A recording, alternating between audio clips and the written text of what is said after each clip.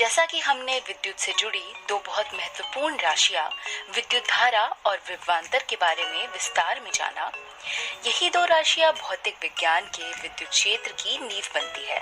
अब सवाल ये है कि क्या ये दोनों राशियां अलग अलग कार्य करती हैं या दोनों में कोई संबंध होता है। परिभाषा कहती है कि दोनों ही राशियां व्यक्तिगत तौर पर अलग है, लेकिन जर्मनी के जॉर्ज ओम नाम के भौतिक विज्ञानी ने अपने प्रयोग से जाना कि विद्युत धारा और विभवांतर में एक संबंध होता है।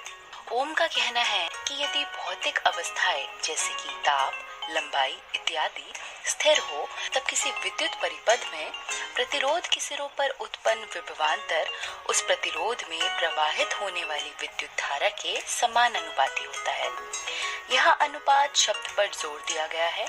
यदि विद्युत धारा बढ़ता और घटता है तो यह किस अनुपात में होता है? इस अनुपात को ओम ने नाम दिया रेजिस्टेंस एवं प्रतिरोध का। ये प्रतिरोध क्या होता है?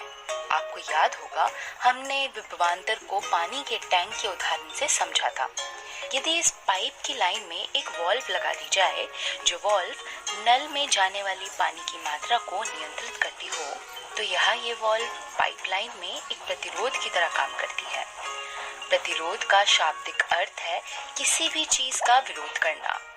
किसी भी चीज के विरोध करने वाले को यह रेजिस्टर या प्रतिरोधक कहा जाता है। यहाँ ये वॉल्व पानी का विरोध कर उसकी मात्रा को नियंत्रित करता है। यदि इस वॉल्व को परिपथ में एक प्रतिरोधक से बदल दिया जाए तो हम देखेंगे कि ये प्रतिरोधक परिपथ में विद्युत धारा को बढ़ाएगा या घटाएगा। अब आप सोच रहे होंगे कि प्रतिरोधक दिखने में कैसा होता है।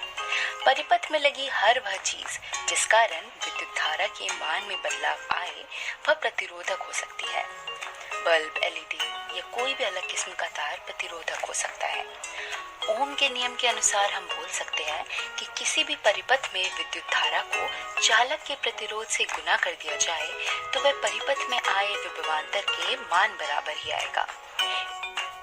इसकी खोज ओम ने की थी, इसलिए प्रतिरोध की एसआई यूनिट को ओम का नाम दिया गया और इसे ग्रीक अक्षर ओम से दर्शाया जाता है।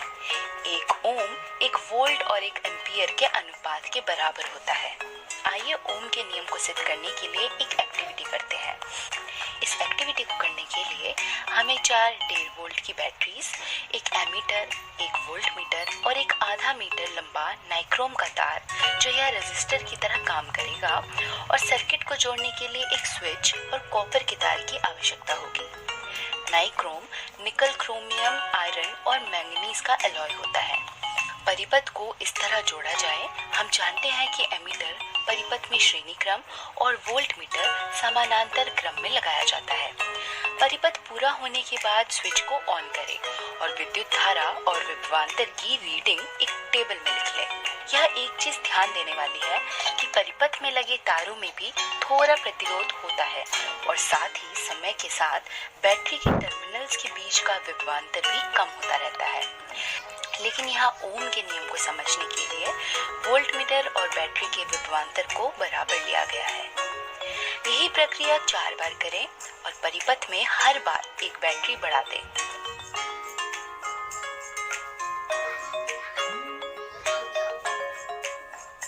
यदि विभवांतर और विद्युत धारा का अनुपात लिया जाए तो वह हमेशा एक ही मिलेगा। हम कह सकते हैं कि ओम ने विभवांतर और विद्युत धारा के बीच जो नियम दिया वह सही था। अगर नाइक्रोम तार की जगह कोई दूसरा प्रतिरोधक लिया जाए, जैसे कि कोई एलईडी लाइट, तो क्या तब यह अनुपात वही आएगा जो नाइक्रोम तार के केस में आया था? चलिए करके देखते हैं।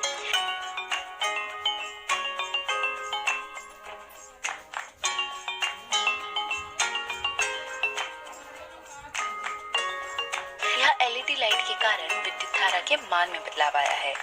तो इन दोनों एक्टिविटी के माध्यम से हम कह सकते हैं कि हर एक प्रतिरोधक के लिए प्रतिरोध का मान बदल जाता है। तो ये कहना उचित होगा कि प्रतिरोध स्थिर राशि है जब तक कि प्रतिरोधक को बदला न जाए। प्रतिरोधक की सामग्री एवं भौतिक दिखावट के साथ साथ प्रतिरोध और भी कई चीजों पर निर्भर करता है, जिनके बारे में हम अगली वीडियो में जानेंगे।